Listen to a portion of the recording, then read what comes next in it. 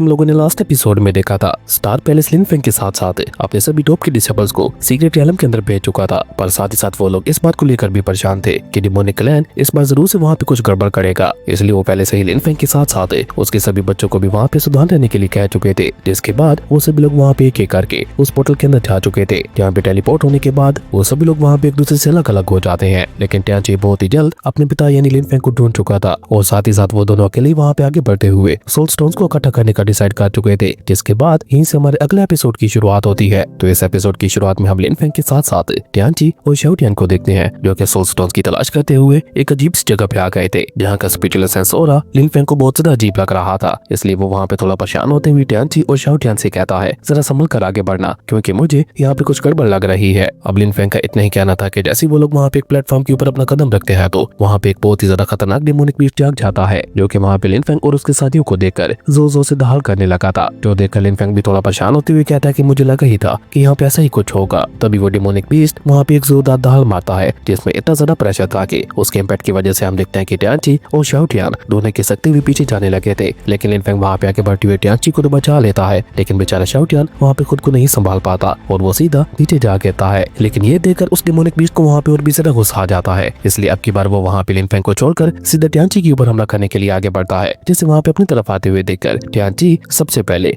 अपनी आर्ट के दिए हुए टायर का इस्तेमाल करते हुए एक टाइम फ्रीज बैरियर बनाकर उसे वहाँ पे फ्रीज करने की कोशिश करता है, लेकिन इसका वहाँ पे ज्यादा कुछ फायदा नहीं हो पाता, क्योंकि वो डेमोनिक बीस्ट खुद को आजाद करवा कर दोबारा से वहाँ पे उसके ऊपर अटैक करने के लिए आगे बढ़ जाता है, जो देखकर मजबूर टियांची को भी वहाँ पे उसके खतरनाक अटैक से खुद को बचाने के लिए अपने चारों तरफ एक प्रोटेक्टिव बैरियर लगाना पड़ा था। ये सब कुछ देखकर शाओटियान वहाँ पे फ्लेक्स करते हुए कहता है, यंग मास्टर टियांची आप चिंता मत कीजिए, मैं आपको बचाऊंगा। और ये कहकर शाओटियान वहाँ पे अपनी 10,000 सोर्ड फॉर्मेशन का इस्तेमाल करते हुए सीधा उस डेमोनिक बीस्ट के ऊपर अटैक करते हुए उसका पूंछ ही काट देता है। लेकिन शाओटियान वहाँ पे भी नहीं रुकता, वो तो खुद को वहाँ पे टियांची की नजरों में खुद को महान दिखाने के लिए उसके पास जाकर अपने विंग्स का इस्तेमाल करते हुए उसके आसपास जो ऑरा प्रेशर मौजूद था वो उसे भी वहाँ पे खत्म कर देता है। असल में शाओटियान वहाँ पे ये सब कुछ इसलिए कर रहा था क्योंकि उसे लगता था कि टियांची में यू जिंग का बेटा है, और अगर वाकई में ऐसा है तो उसकी मदद करने के बदले में वो फ्यूचर में मुझे कोई बहुत बड़ा रिवार्ड दे सकता है, और ये मौका शाओटियान चाहकर भी अपने हाथ से नहीं जाने दे सकता था। और जब इसके बारे में शाओटियान वहाँ पे टियांची से बात करता है तो वो भी वहाँ पे हामी भरते हुए कहता है, मुझे जब भी मौका मिलेगा मैं आपको इनाम जरूर दिलवाऊंगा। टियांची की ये बात सुनकर तो हम देखते हैं कि शाओटियान वहाँ पे इतना ज्यादा खुश हो गया था कि वो अपनी इमेजिनेशन में जाते हुए वहाँ पे खुशी के मारे नाचने लगा था, क्योंकि वहाँ पे उसके ऊपर में यू जिंग ट्रेस की बरसात कर रही थी, वो भी टियांची के कहने पर। और ये सब कुछ इमेजिन करके तो शाओटियान की खुशी को वहाँ पे कोई ठिकाना नहीं था। जबकि बाहर की तरफ हम देखते हैं कि लिन फेंग वहाँ पे टियांची को सुधान करते हुए कहता है, यहाँ पे जगह जगह पे बहुत ज्यादा खतरा है, इसलिए हम लोगों को सुधानी के साथ आगे बढ़ना होगा। लिन फेंग की ये बात सुनकर हम देखते हैं कि टियांची वहाँ पे अपने पास से एक और टायर को बाहर निकालकर वहाँ पे अपने साथ साथ लिन फेंग और शाओटियान के चारों तरफ भी एक प्रोटेक्टिव बैरियर बनाते हुए कहता है, अंकल गू फेंग आप चिंता मत कीजिए, इस प्रोटेक्टिव बैरियर के चलते कोई भी डिमोनिक बीस्ट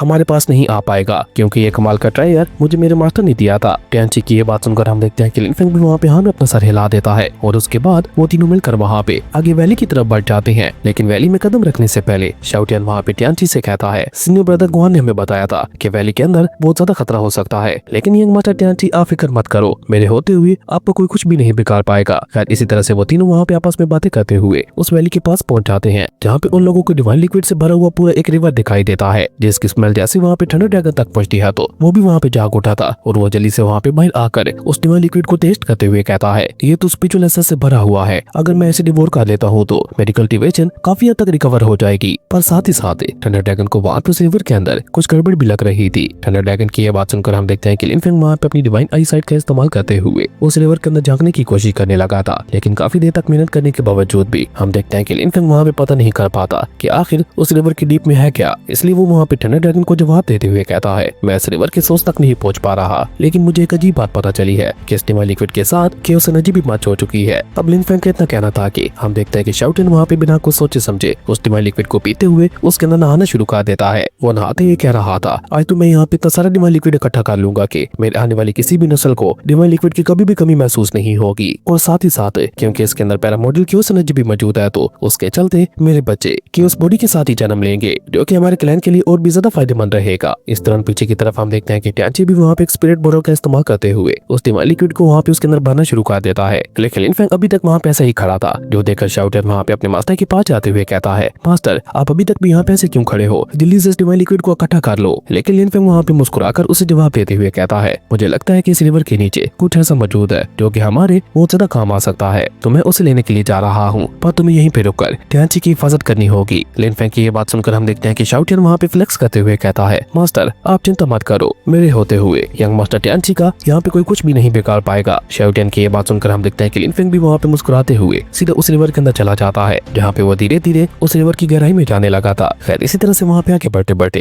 लिन फेंग को वहाँ पे उस रिवर के नीचे एक मिरर बैन फॉर्मेशन दिखाई देती है, जिसे देखकर लिन फेंग वहाँ पे सोचते हुए अपने मन में कहता है, जरूर से इस बैन फॉर्मेशन के पीछे इस जगह का राज छुपा हुआ होगा और इसी के चलते मैं यहाँ से आगे भी नहीं देख पा रहा था। और उस बैन फॉर्मेशन को देखकर लिन फेंग वहाँ पे थोड़ा सोचते हुए कहता है, लेकिन मैं इस बैन फॉर्मेशन को डिस्ट्रॉय कैसे करूंगा? जिसपे थंडर ड्रैगन उसे वहाँ पे जवाब देते हुए कहता है, बहुत अच्छा सवाल है, तो तुम्हें यहाँ पे इस बैन फॉर्मेशन को डिस्ट्रॉय करने के लिए अपने केओस सोल स्टोन का इस्तेमाल करना होगा। थंडर ड्रैगन की ये बात सुनकर हम देखते हैं कि लिन फेंग वहाँ पे बिल्कुल ऐसा ही करता है। वो वहाँ पे उस केओस सोल स्टोन का इस्तेमाल करते हुए अपने चारों तरफ एक प्रोटेक्टिव बैरियर लगा लेता है और उसके बाद वो वहाँ पे बहुत ही आसानी के साथ उस बैन फॉर्मेशन को पार करते हुए उसकी दूसरी तरफ जा चुका था। जो देखकर लिन फेंग वहाँ पे खुश होते हुए थंडर ड्रैगन से कहता है, सीनियर आपका आइडिया तो वाकई काम कर गया। जिसपे हम देखते हैं कि थंडर ड्रैगन भी वहाँ पे फ्लेक्स करते हुए कहता है, तो तुमने क्या सोचा था, मेरा बताया हुआ आइडिया काम नहीं करेगा? खैर जैसे लिन फेंग वहाँ पे इस बैन फॉर्मेशन को पार करता है तो उसे अपने सामने एक बहुत बड़ा एंशिएंट टूर्स दिखाई देता है, जो कि वहाँ पे बिल्कुल किसी खंडर की तरह दिखाई दे रहा था। जिसे देखकर लिन फेंग वहाँ पे थोड़ा सीरियस होते हुए कहता है, इस जगह को देखकर तो ऐसा लग रहा है कि जैसे ये जगह कभी किसी का मेंशन हुआ करता था, क्योंकि उस जगह के बीचों बीच लिन फेंग को वहाँ पे एक बहुत बड़ा सिंहासन दिखाई देता है, जिसके ऊपर वहाँ पे एक स्पिरिट बोतल रखी हुई थी। जिसे देखकर लिन फेंग वहाँ पे सिंहासन की तरफ आगे बढ़ जाता है। जिसे देखकर अभी लिन फेंग वहाँ पे समझने की कोशिश कर ही रहा था कि तभी आप देखते हैं कि थंडर ड्रैगन वहाँ पे हैरान होकर लिन फेंग को वहाँ पे स्पिरिट बोतल के बारे में बताते हुए कहते हैं, ये स्पिरिट बोतल तो ट्रू पैरामोडियल केओस एनर्जी से भरी हुई है, जिसे पाने के लिए तो बड़े बड़े क्लैंस के बीच में जंग तक छिड़ जाती है, क्योंकि इसे पाने के बाद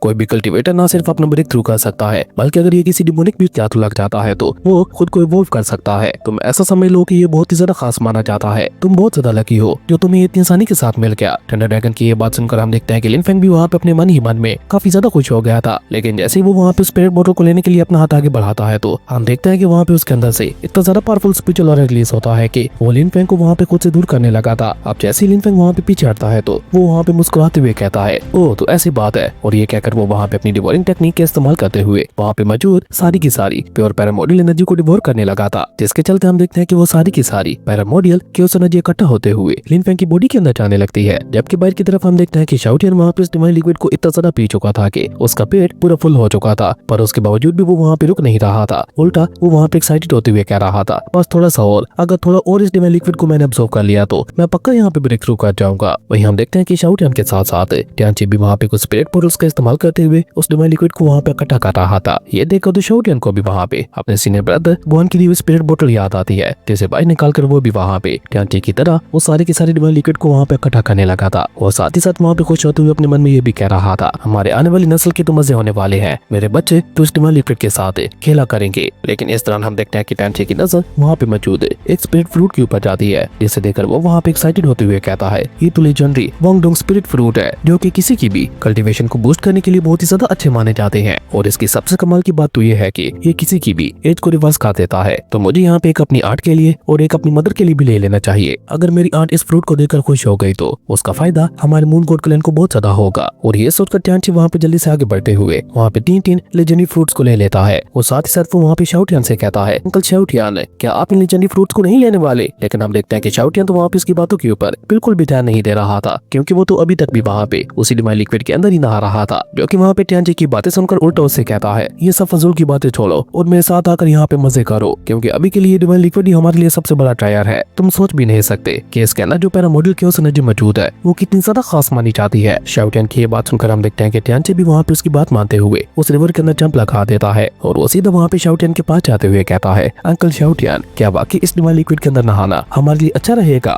टियांची की ये बात सुनकर हम देखते हैं कि शाओ टियान उसे वहाँ पे डांटते हुए कहता है, पहली बात मैं तुम्हारा कोई अंकल नहीं हूँ, तुम मुझे सीनियर कहकर बुला सकते हो। और दूसरी बात ये पैरामोडियल केओस एनर्जी तुम्हारी पैरामोडियल बॉडी के साथ साथ तुम्हारी स्पिरिचुअल बॉडी को भी बहुत ज्यादा स्ट्रॉन्ग बना देगी, जिसका तुम्हें इतना ज्यादा फायदा होगा कि तुमने कभी सोचा भी नहीं होगा। और साथ ही साथ इससे तुम्हारी फिजिकल बॉडी इतनी ज्यादा अट्रैक्टिव हो जाएगी कि लड़कियां तुमसे दूर जा ही नहीं पाएंगी। लेकिन टियांची उसे वहाँ पे जवाब देते हुए कहता है, नहीं मुझे तो लड़कियां ज्यादा पसंद ही नहीं है, क्योंकि वो जहाँ पे भी होती हैं कुछ न कुछ गड़बड़ जरूर होती है। टियांची की ये बात सुनकर हम देखते हैं कि शाओ टियान वहाँ पे बुरा समूह बनाते हुए अपने मन में कहता है, ये तो बहुत ही ज्यादा भोंडू है। और ये कहकर शाओ टियान उसे लेकर सीधा वहाँ पे उस रिवर के अंदर जाने लगा था। और जैसे जैसे वो दोनों वहाँ पे रिवर में आगे की तरफ बढ़ रहे थे वैसे वैसे वहाँ पे अंधेरा भी बढ़ता जा रहा था, जो देखकर शाओटियान भी वहाँ पे थोड़ा परेशान होते हुए कहता है कि यहाँ पे आखिर इतना ज्यादा अंधेरा क्यों है। और शाओटियान कैसा कहते ही हमारी ये कमाल का एपिसोड यहीं पे खत्म हो गया था। दोस्तों अगर आप लोगों को ये वीडियो अच्छी लगी तो लाइक कर दे और अगर चैनल पे नए आए हो तो सब्सक्राइब करते जाना। तो मिलता है एक न्यू वीडियो में, तब तक के लिए बाय।